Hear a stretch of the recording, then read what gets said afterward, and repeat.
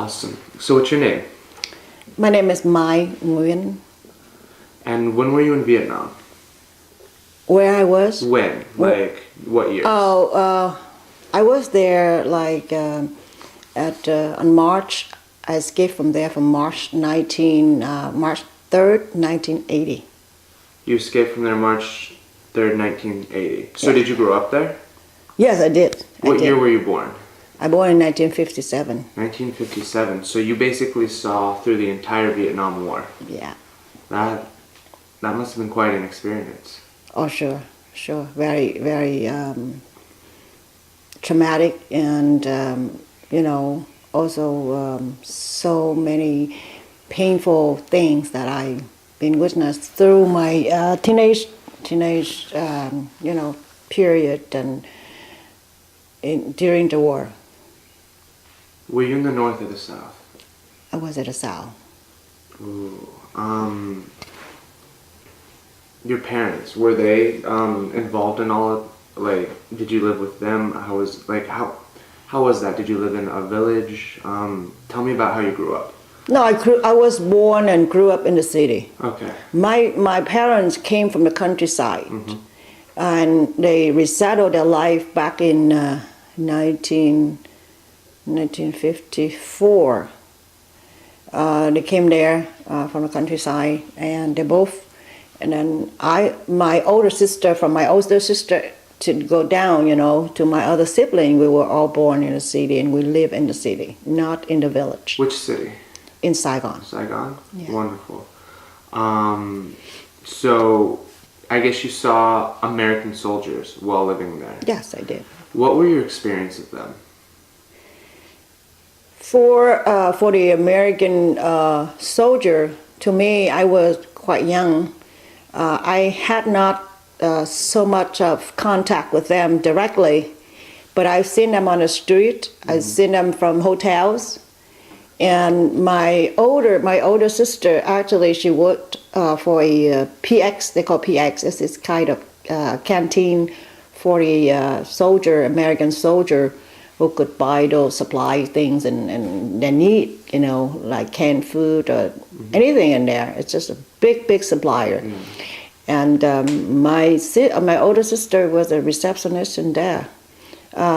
To me, and she has some American friends, and also my cousin was in the army, and he was a translator in the army, and they talked to each other because I was so young. But I keep listening. They're talking about all the American advisor in the army. To me, the American look to me was a very good symbol, of helping us out. I mean, I've seen other kids that ran after the American, those kids when I was a kid to ask for like candies, chocolate, things like that. But in fact, overall, they were a very good man to me. They're nice. I witnessed some of them being beat up because they were drunk. They got drunk or for girl, or they get into some something conflict with the area, people in the area, and they got jealous or things like that. I've seen so many things, but to me, at that time, the American to me was a help for the good, because we could never invaded, we've been attacked all the way. We just defended our part of the country. Yeah. We never invaded, we never attacked them. So the American was there as a friend to help us, to fight back. So did you support the South Vietnamese government at the time? I did. Yeah. I did support the government. Even I did get involved. I did not get involved in political so much while I was in high school, but I did support. I know their idealism. It is for freedom. We could even during the war. I have had things that many years back then now are people that just got it again, like a little washer and dryer. My family had that. like a refrigerator, a good refrigerator for your family's food. Many, many years after the communists came over the country, then the people there could have what I have such so many years before, so many as 1975. So you think communism came in, set the country back? Oh yeah, so many years back. I remember, I got tears in my eyes while I was carrying. When I would transfer from refugee camp from Narathiwat to Bangkok to wait for my plane. I've been working with the called ICM, which is the organization in the camp, representing camp to contact, to call name out for people to interview or help them with translator because I could speak English at that time.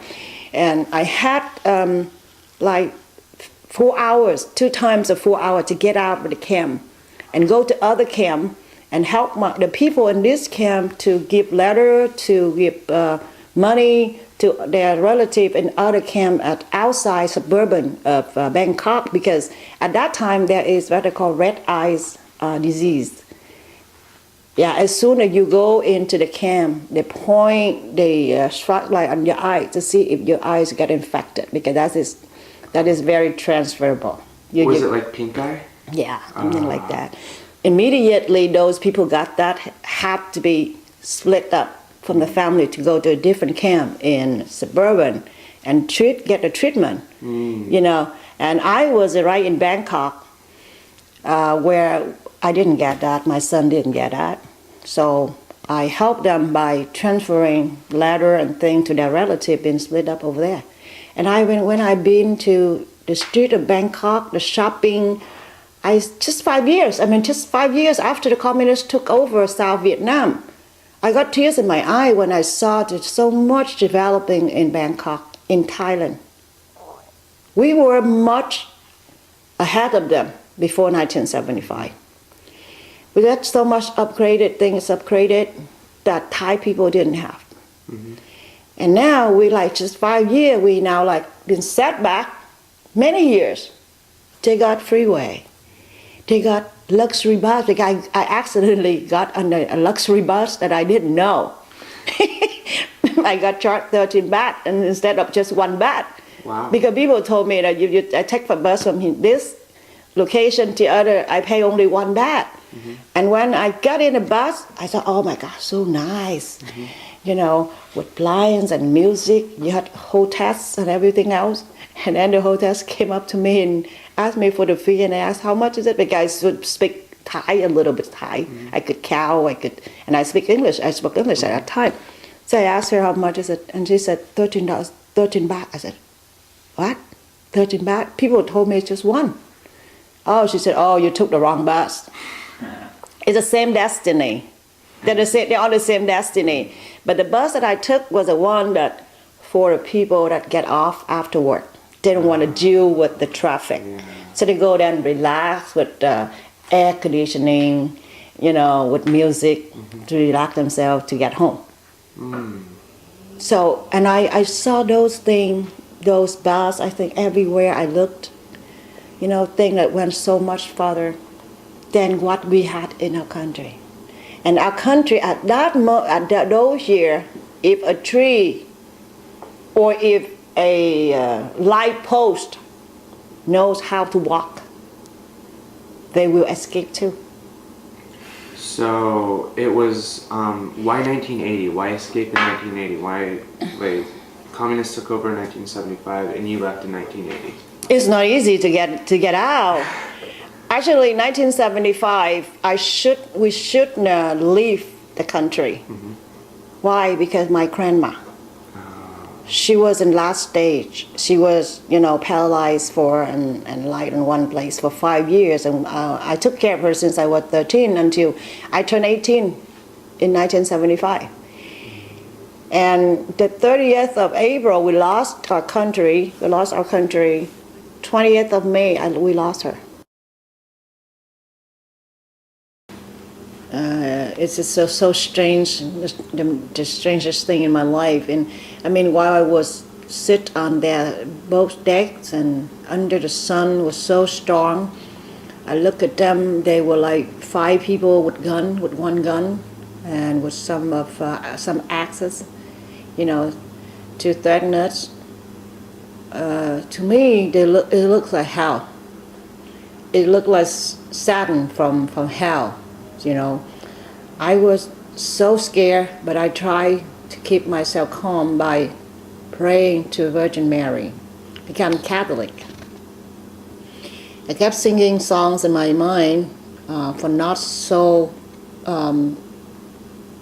panic and be out of my control, out of my mind, and act stupid thing and thinking about what may happen next to prepare for my son and myself. Because I heard about it. I heard that people could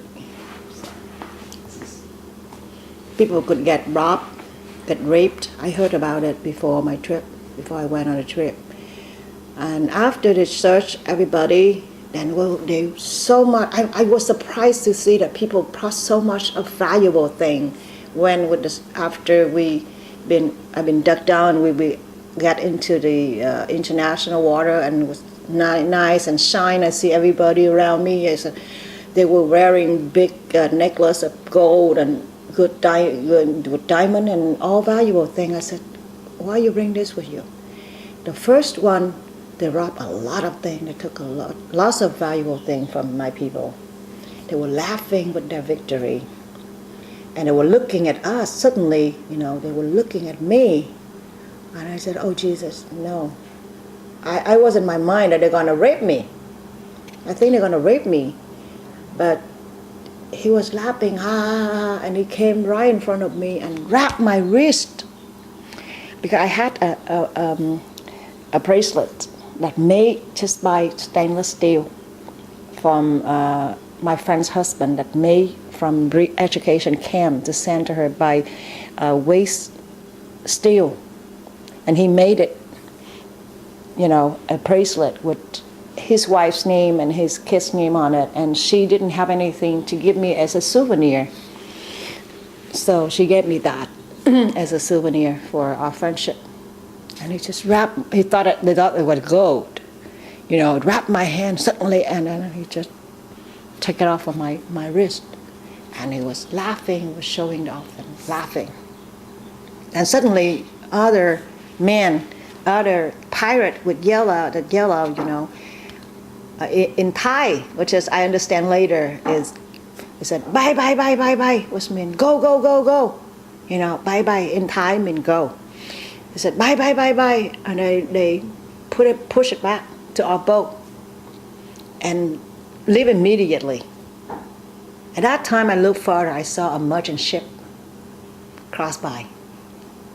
So they were afraid of get caught, so they left immediately. But we were not, we were not happy for too long. That was around 4 o'clock in the afternoon. They searched, you know, from the front to the end, from up to the bottom of our boat.